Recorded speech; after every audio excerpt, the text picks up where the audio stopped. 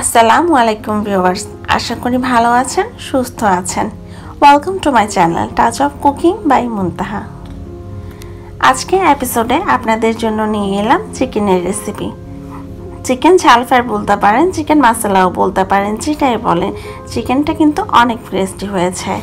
অনেকে ব্রয়লার মুরগি খেতে চায় না, কিন্তু আমার রেসিপি ফলো করে যদি রান্না করেন তাহলে কিন্তু রেসিপিটা অনেক টেস্টি হবে। আর বাচ্চারা তো চিকেন খেতে খুবই পছন্দ করে। সো চলুন দেখে আসি আমার রেসিপিতে কী কী লাগছে। প্রথমে হাঁড়িতে তেল দিয়ে নিচ্ছি। তেল গরম হয়ে এলে 1 কাপ পেঁয়াজ দিয়ে নিচ্ছি।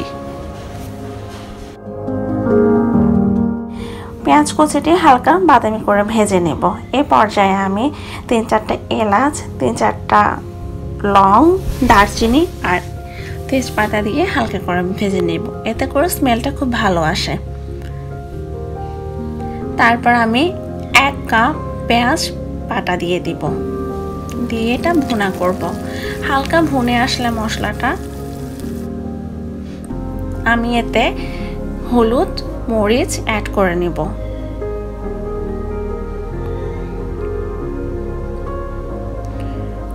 এরপর আমি 1 চামচ আদা বাটা, 1 চামচ রসুন বাটা, 1 চামচ জিরা বাটা অ্যাড করে নিব।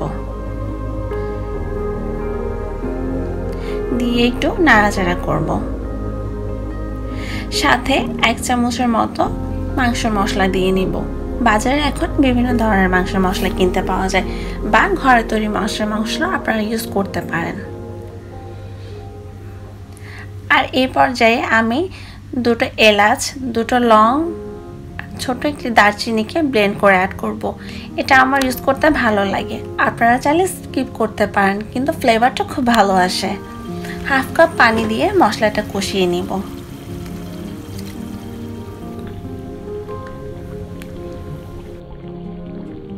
পাঁচ 7 মিনিট মশলাটা ঢাকনা দিয়ে কষানোর পরে উপরে তেলটা ভেসে উঠলে এরপর আমি এখানে কেটে রাখা চিকেনটা অ্যাড করে দিব। আমি কিন্তু চিকেনটা ভেজে নিইনি, আপনারা চাইলে ভেজে নিতে পারেন।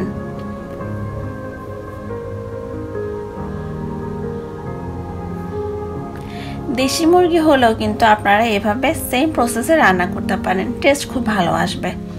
এরপর আমি এখানে স্বাদ মতো লবণ দিয়ে একটু নাড়াচাড়া করে ঢাকনা দিয়ে ঢেকে দেব।